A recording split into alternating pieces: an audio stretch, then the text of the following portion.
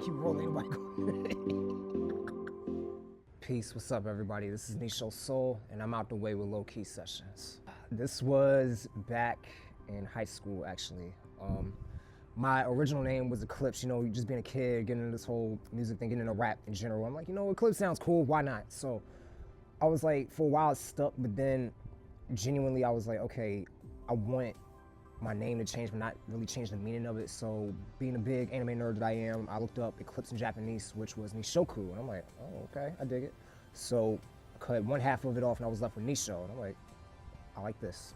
It didn't really change much, it just feels more unique. And I got the Soul part from when I got my Twitter. It was just random that I even picked Soul. It was like, when I put it together, I was like, wait, Nisho Soul, this might stick. I like it. So that's how I came up with my name.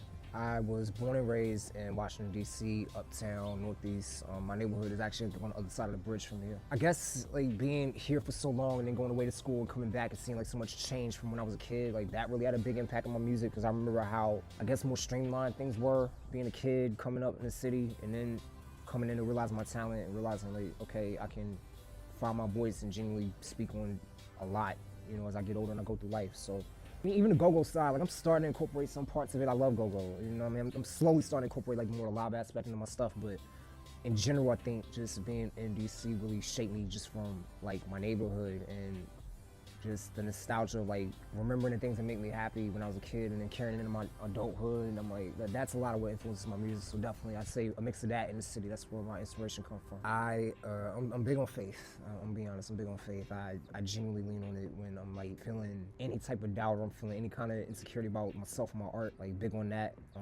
When people tell me that they're inspired by my art, like that's a big one for me. Like, cause at first I was like, ain't nobody gonna listen, it's fine, you know, I'm gonna just do my thing, see what happens. But the more I started to like really find myself and my voice, my sound, and people were genuinely resonating with it, like that became a big motivator for me. Just like knowing that I'm like, oh, I can change people's lives. I can be an influence. I can be a good influence.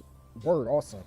And when I'm down, like it's okay to rest and recuperate and recover yourself. Because I'm a person that'll be on go a lot of the time and not really give myself a chance to be like, okay, let me breathe for like 3 seconds and then reassess myself.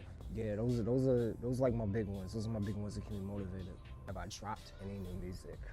Actually, earlier this year, I brought back a campaign I did a year ago. I've been doing it for a couple years now, called For Your Friday, where I'll just have like just sporadic releases I've had for a while, or even newer stuff that I've had out. And I just took every Friday to just drop something brand new to the public, old to me pretty much. But I got songs out with like Sean Ski, Merc the Genius, Nico Miles, Don B, like just people I've known for a long time that we finally got to do some work on and collaborate with.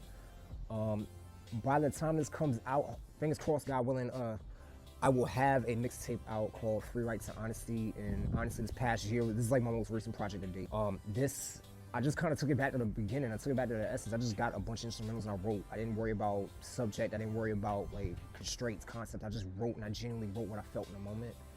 And I feel like people are gonna, granted, you know, I can't have the instrumentals on a platform and that's one thing, but all the same, I feel like it'll be accessible for people to enjoy, and I feel like people will enjoy it.